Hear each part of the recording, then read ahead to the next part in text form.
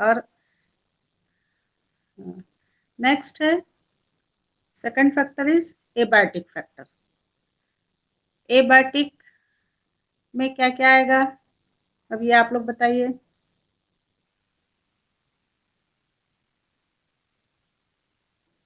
हाँ, air, water, soil, light, temperature, ये भी इसके साथ साथ एयर में ही लाइट और टेम्परेचर उसके साथ में आ जाती है। तो अब इस तरीके से एनवायरनमेंट को हम क्या कहेंगे, an environment can be defined as the aggregate of all the external conditions which influence affecting the life and development of an organism। समझ में आया कुछ, फिर से बोलूं,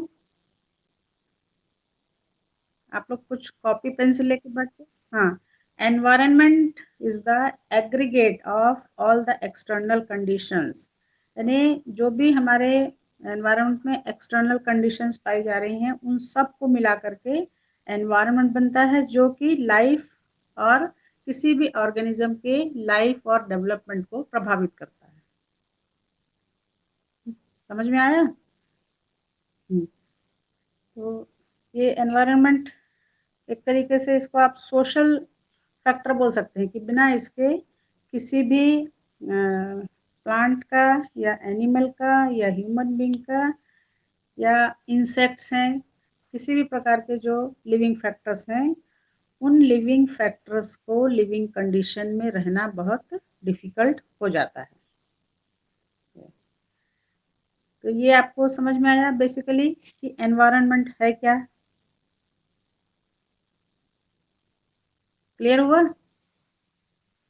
हाँ, तो अब आप लोग एक दो लोग बोल के बताइए पहले कि क्या है एनवायरनमेंट।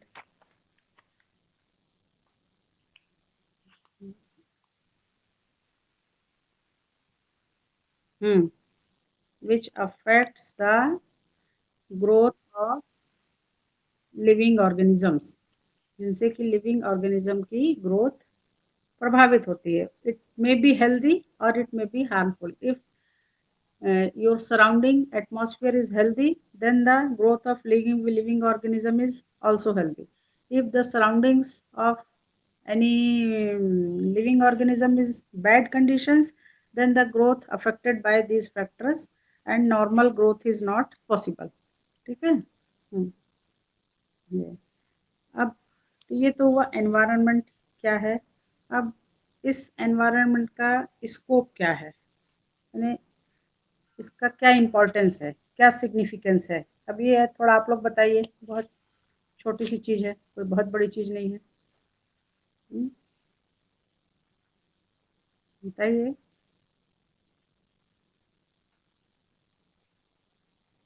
इकोसिस्टम जानते हो। हाँ, तो भाई हर कंडीशन में, हर एनवायरनमेंट में एक सिस्टम बनता है। उस सिस्टम को हम बोलते हैं इकोसिस्टम, यानी क्योंकि एक ऑर्गेनिज्म दूसरे ऑर्गेनिजम्स के ऊपर हमेशा डिपेंड रहता है और उससे प्रभावित होता है। तो अब इकोसिस्टम कुछ किसी ने बताया है आपको कि मैं फिर से बताऊं थोड़ा सा, क्योंकि आप फैक्टर पढ़ने के पहले आपको ये मालूम होना चाहिए इकोसिस्टम। मैं बताऊं, चलिए ठीक, एक बार मैं बताती हूँ। इसका एक एग्जांपल देके मैं बताती हूँ। आपने कोई भी एक ग्रासलैंड देखा होगा, है? उस ग्रासलैंड में क्या पाए जाते हैं, ग्रीन प्लांट्स, ग्रासेस, हर्बेशियस, छोटे छोटे कुछ पौधे पाए जाते हैं। उन प्लांट का काम क्या है, फोटोसिंथेसिस। ये मैंने लास्ट क्लास में बताया था आपको। कि प्लांट्स जो होते हैं वो प्राइमरी प्रोड्यूसर होते हैं। प्राइमरी प्रोड्यूसर यानी कि फोटोसिंथेसिस का काम प्लांट के द्वारा ही होता है, और दूसरे ऑर्गेनिज्म, लिविंग ऑर्गेनिज्म उन प्लांट के ऊपर डिपेंड होते हैं, जिनको कि हम सेकेंडरी प्रोड्यूसर कहते हैं। प्रोड्यूसर मतलब जो फूड प्रोडक्शन कर सकता है। ठीक है, तो हम लोग we are not the producers, only green plants are the producers. आप फर्स्ट पेपर में पढ़ रहे होंगे, बैक्टीरिया वायरस कुछ पढ़ा होगा आपने, बॉटनी में, बैक्टीरिया वायरस। फिर उसके बाद में आपने एक यूनिट में फंजाई शायद होगा, आपके एक यूनिट में पढ़ा है कि नहीं, आई डोंट नो। और उसके बाद एल्गी है, ठीक है, टेरिडोफाइटा है, जिम्नोस्पर्म है।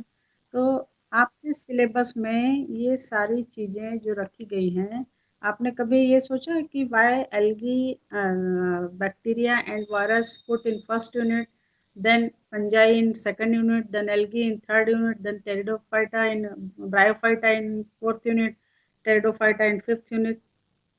क्यों हमने pteridophyta को फर्स्ट यूनिट में नहीं रखा?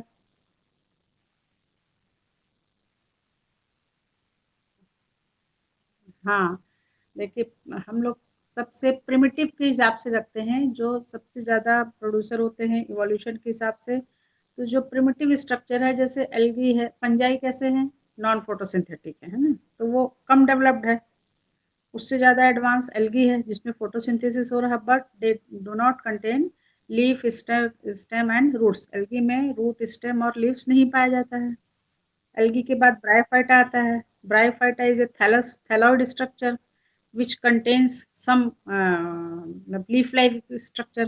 then टेरिडोफाइट आता है, इसमें आपको लीफ और स्टेम टाइप का स्ट्रक्चर दिखाई पड़ता है। फिर जिम्नोस्पर्म आता है जिसमें आपको लीफ, स्टेम, रूट दिखाई पड़ते हैं। और फिर एंजियोस्पर्म भी आप सेकेंड ईयर में पढ़ेंगे, वो आता है क्लासिफिकेशन में, जिसमें कि फ्लावर का फॉर्मेशन और फ्लावर डेवलपमेंट भी रखा गया है।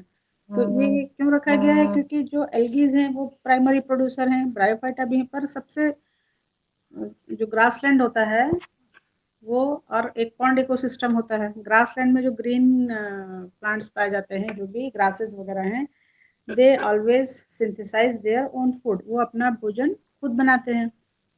और उनके ऊपर आपने देखा होगा, जो छोटे छोटे एनिमल्स हैं, गोट्स हैं, काऊ हैं, वो उस ग्रासेस को खाते हैं ना वो।